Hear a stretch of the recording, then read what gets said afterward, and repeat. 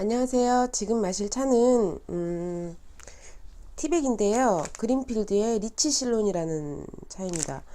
실론은 스리랑카 지방에서 생산되는 차를 실론이라고 하거든요. 스리랑카의 과거 지명이 실론이라고 합니다.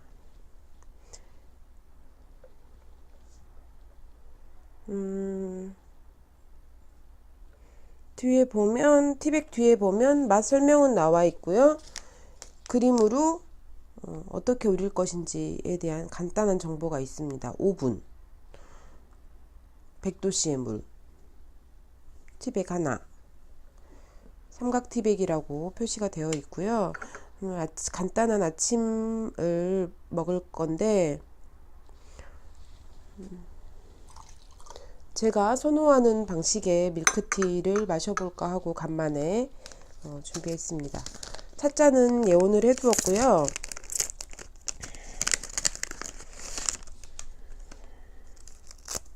이렇게 삼각형 형태의 피라미드 티백이죠. 요즘에는 티백들도 워낙 잘 나와서 티백이라고 맛이 떨어진다거나 뭐 그런 차이는 크게 없는 것 같아요. 그리고 일단 티백은 편리하니까요. 예쁘기도 하고요. 오븐이라고 했는데 저는 오븐보다는 좀 짧게 우릴 생각이고요. 간단한 아침. 어제 획득한 프레첼과 전에 만들어둔 샐러리 피클 그리고 밀크티로 마무리 뭐 이렇게 할 생각이에요. 사실 이렇게 간단한 아침 식사를 제일 좋아하고 제일 편한 것 같더라고요. 근데 식구들은 사실 빵을 좋아하지 않습니다. 그래서 혼자 슬쩍 이렇게 먹는 상황들이 있습니다. 시간을 재겠다고 해놓고 아무것도 준비를 하지 않았네요. 그렇다면 가장 큰 거리의 모래시계를 뒤집어서 확인을 해야겠어요. 시간이 좀 지났기 때문에 3분이 채 되기 전에 빼면 3분이겠죠?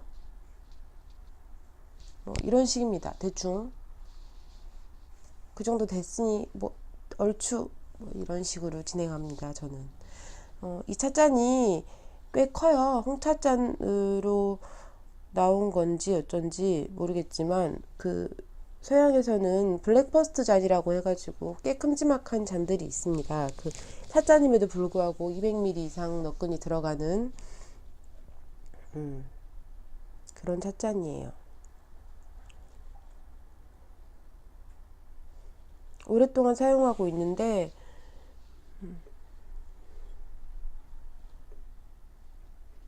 자주 홍차잔에 홍차를 마시지 않기 때문에 자주 사용되지 못하는 안타까움.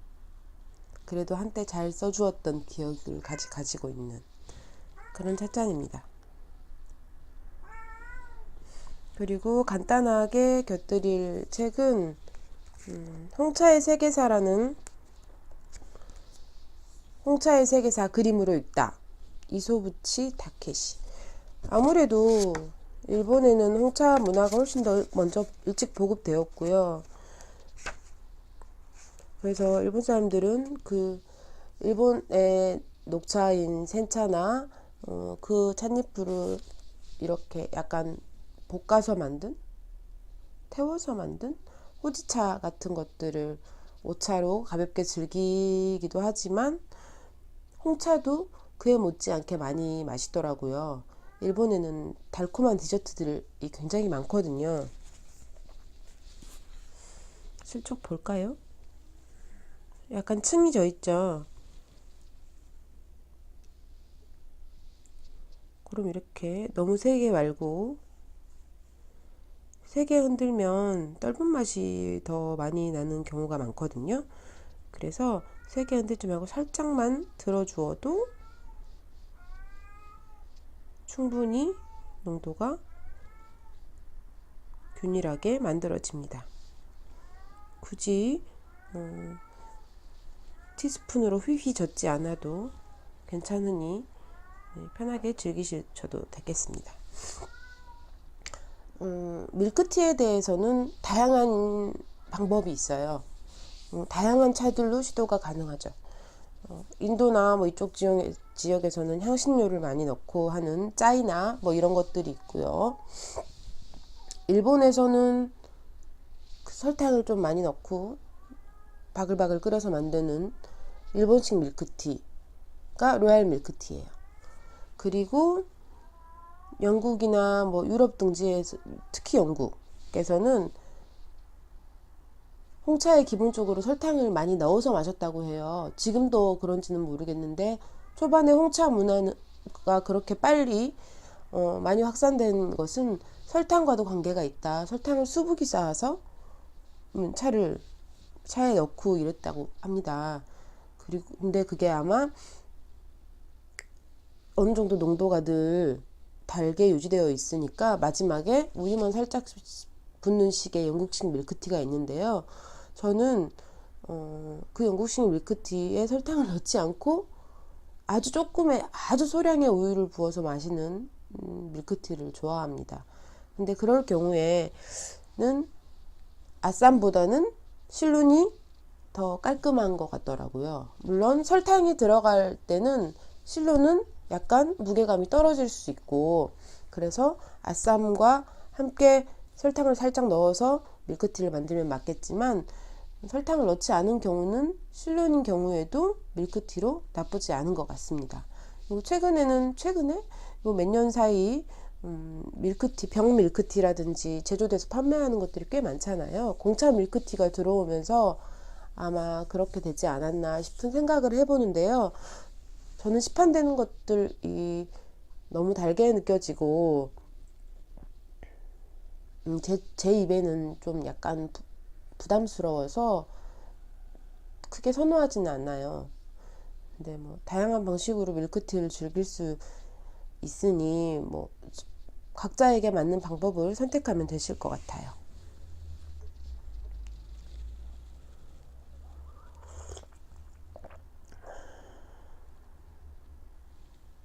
역시 아직 뜨겁습니다.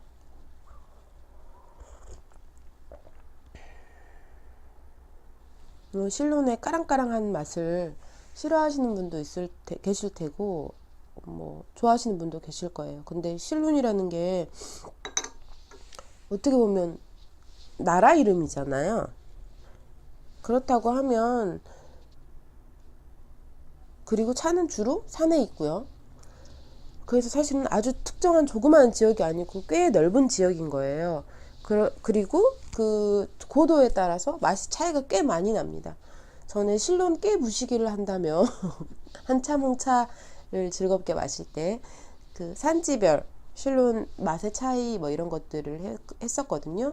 실론이 전체적으로는 통칭 실론이지만 지역에 따라서 뭐 누아라 엘리아나 루후나 뭐 이런 등등의 지역이 있어요. 그러면 그 지역의 산지에 따라서 맛이 꽤 차이가 많이 납니다. 고도가 높을수록 맑고 섬세한 맛이에요. 그 대신 좀 더 날카로움이 더 도드라지고요. 그리고 고도가 낮을수록 좀 더 묵직하고 깔리는 맛에 가깝죠. 그래도 기본적으로 실론과 아쌈은 차이가 꽤 커서 아쌈은 약간 떫으면서 텁텁한 맛이라면, 물론 그게 특징이기도 하지만요.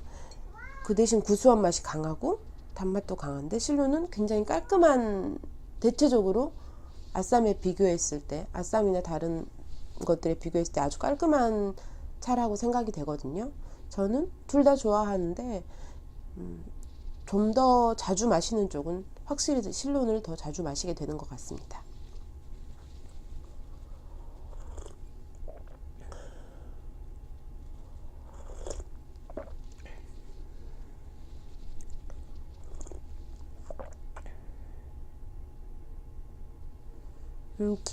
아주 차를 진하게 드시는 분도 계실 텐데요. 저는 사실 아침 빈속에는 아주 진한 차를 선호하지 않습니다. 왜냐면 위가 약해서 너무 진하게 마시면 약간 괴롭더라고요. 그리고 사실 아침에 막 일어났을 때 대충 아침을 챙겨 먹을 때 이럴 때 입안이 막 개운하고 이렇진 않잖아요. 그럴 때 너무 텁텁하고 진한 차보다는 좀 깔끔한 차가 훨씬 더 좋더라고요. 실론도 꽤 이렇게 쨍한 맛이 있기 때문에 잠을 깨기에도 아주 좋은 차가 아닌가 싶습니다.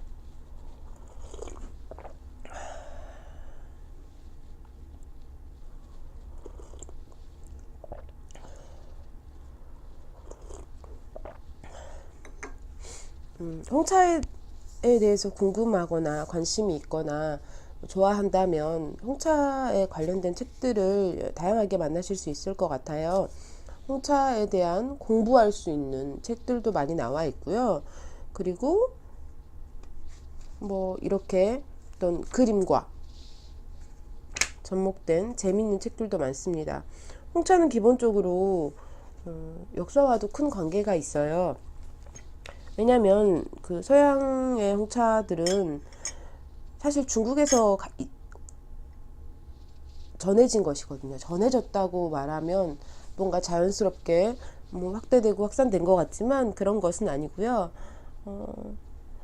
유럽인이, 영국인이 홍차에, 중국의 차에 홀딱 반했죠.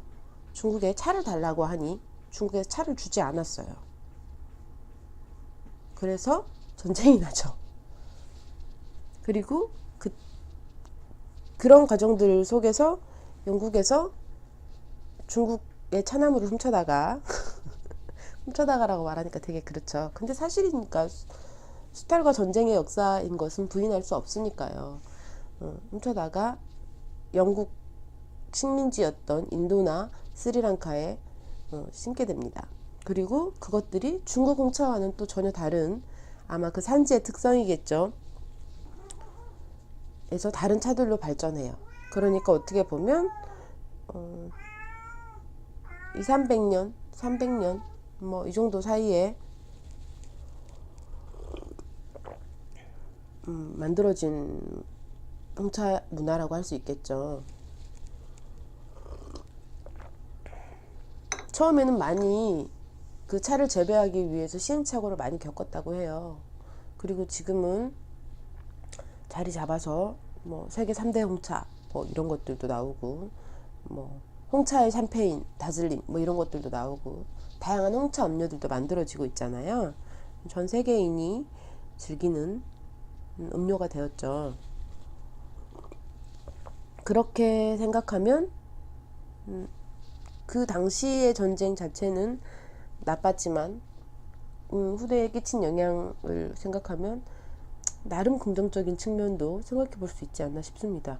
아니면 저희가 이렇게 서양에서 만들어진 홍차를 맛볼 일이 없었을 거 아니에요.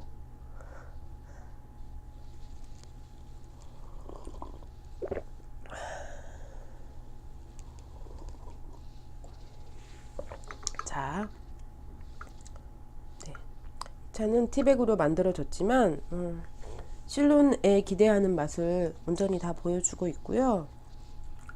취향에 따라 진하게도 옅게도 즐기실 수 있습니다.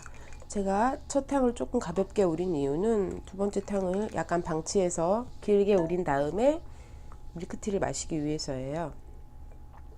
이게 방치되는 동안 먹고 읽고를 하면 되겠죠?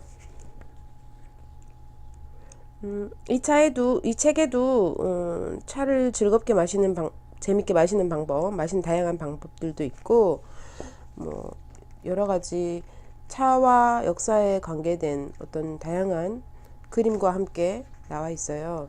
재밌는 부분이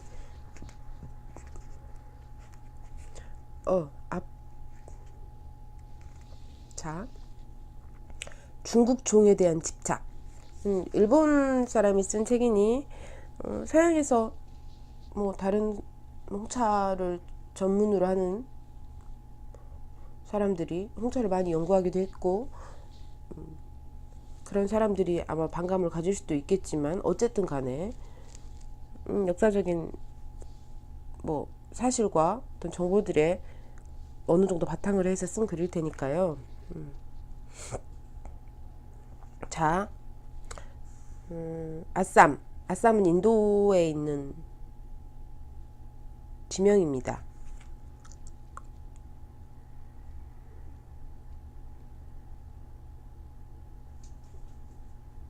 자, 여기 보면 그 다업위원회를 설립을 한 거예요. 차를 어떻게 좀 잘 생장시키고 그거 하기 위해서. 아쌈 준포 지역에, 아쌈이 이제 자라기 시작한 거죠.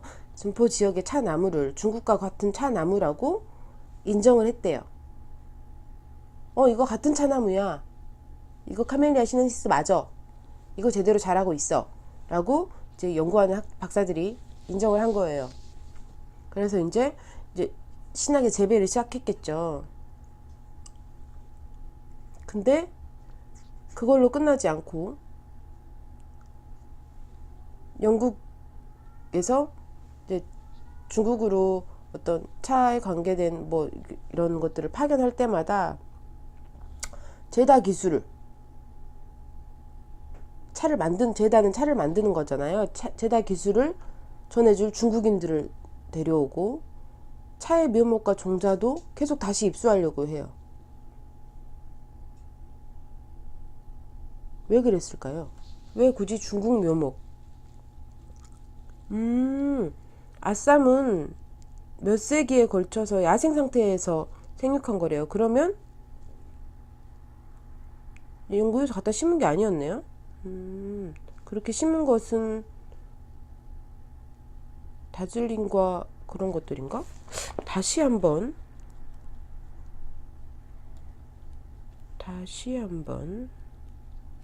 자, 영국이 중국에서 차를 엄청 수입했었어요. 차 문화가 확 퍼졌거든요. 근데 이게 수습이 안 되는 거예요. 차의 소비 속도와 수입량에. 이거 다시 천천히 읽어봐야겠다는 생각이 드는데요. 하도 오래돼서 읽은 기억이 정확하지 않나 봐요. 보면 차의 기원 뭐 이런 것들도 나와 있고, 티 매너 아이고 이런 게 나와요. 저의 기억이 몹시 비루함으로 직접 읽으시는 게 훨씬 좋지 않나 싶습니다.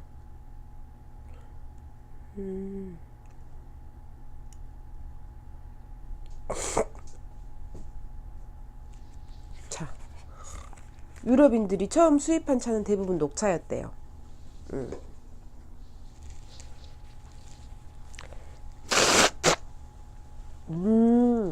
유럽인들은 녹차와 홍차가 전혀 다른 나무에서 딴잎으로 만들어진 거라고 생각한 거예요. 왜냐면 맛도 향도 찬물 색도 너무 다르니까요. 녹차는 연노랑에서 연두빛 정도의 찬물색이고, 홍차는 까맣잖아요. 홍차의 찬물은 붉잖아요. 찻잎 색깔도 다르죠. 녹차는 연두빛이면 홍차는 찻잎 색깔은 까매요. 다른 차라고 생각할 만도 하죠. 근데 사실은 차 나무는 한 종이거든요. 카멜리아 시넨시스라는.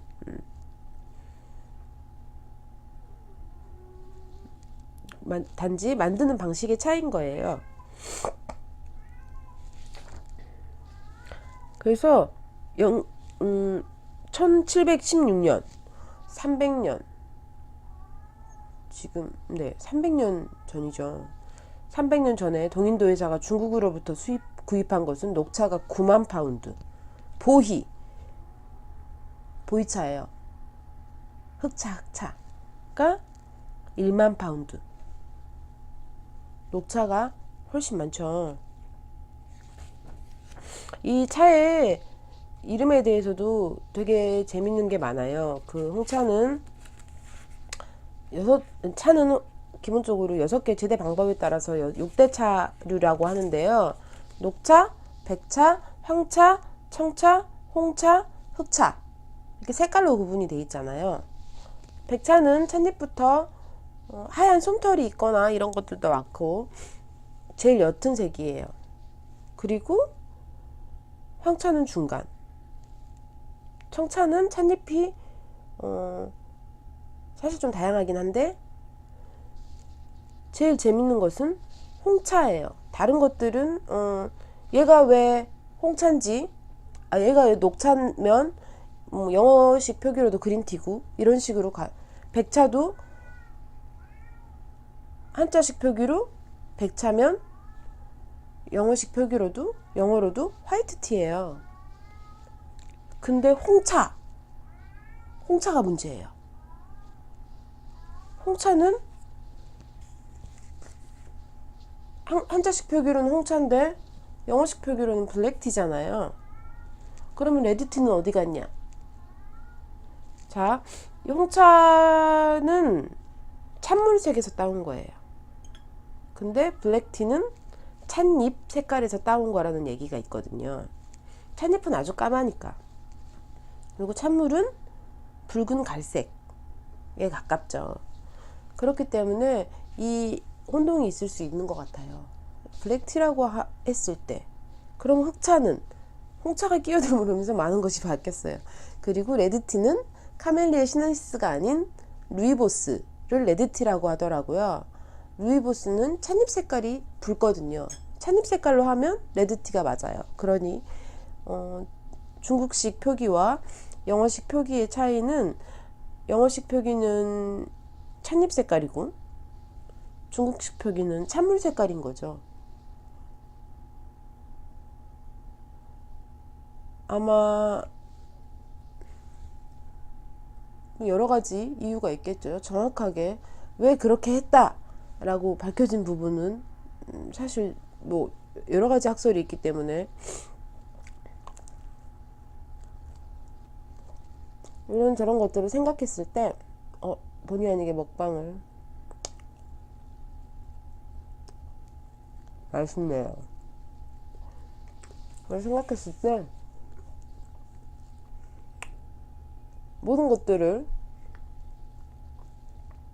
시간을 거쳐오지 않은 것들이 없고 그 모든 것에는 그 자체적인 역사와 또 어떤 인류의 어떤 세계사와 연결고리들이 있어요.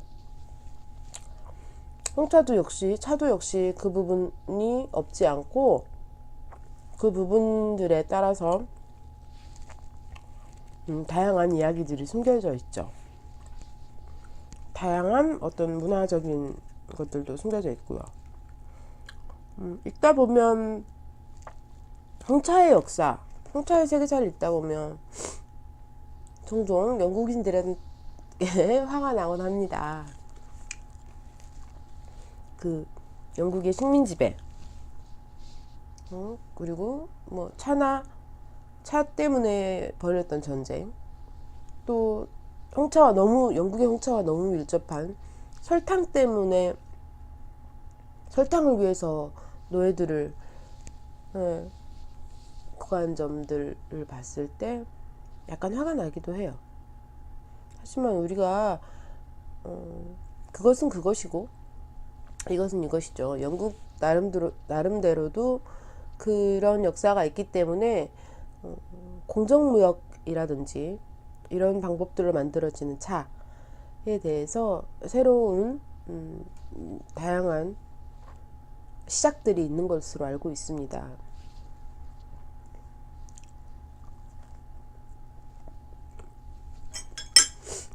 그런 것들이 모두가 다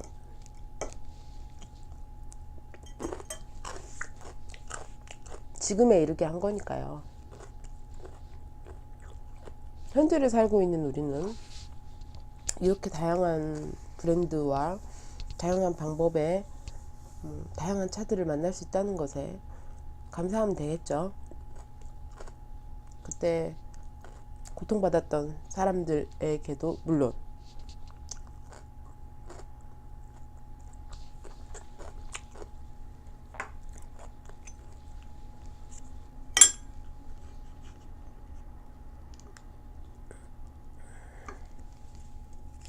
아까 별다를 바 없는 찬물색이지요.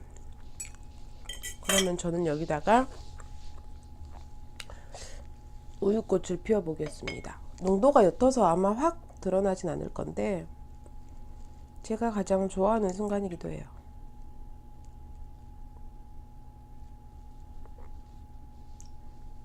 잠깐 찰나의 순간을 보는 것이 아주 즐겁습니다.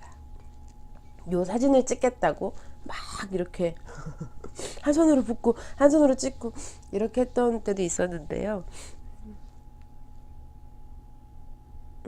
또 어떤 시각적인 즐거움도 차를 마시는데 한몫하니까요. 함께 즐기시면 좋을 듯 합니다. 네, 이게 이렇게 마시는 밀크티를 대부분 아마 싱겁고 밍밍하다고 하실 수도 있을 것 같아요. 저는 그 우유를 마시고 났을 때 남는 입안에 남는 단백질 코팅 같은 게 있잖아요.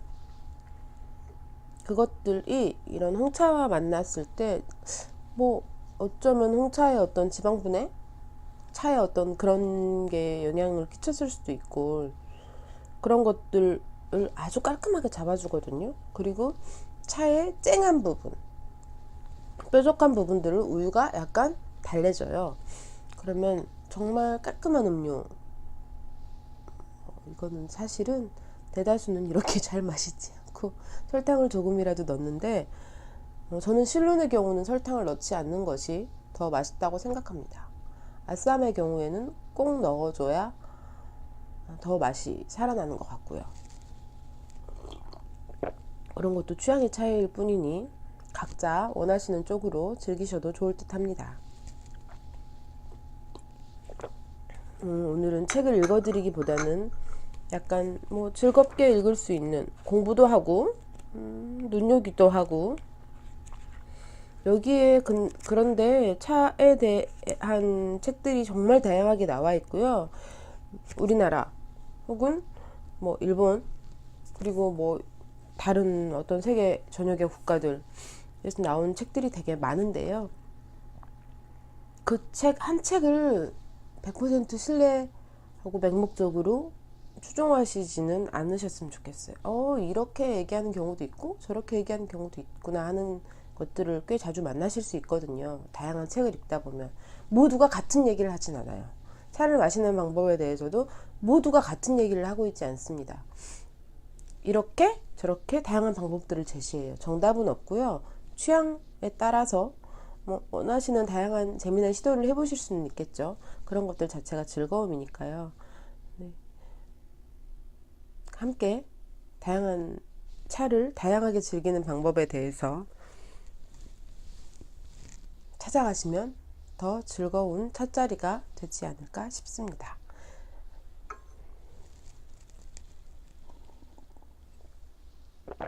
늘 하는 얘기지만 음식과 곁들이면 늘 차가 먼저 떨어집니다.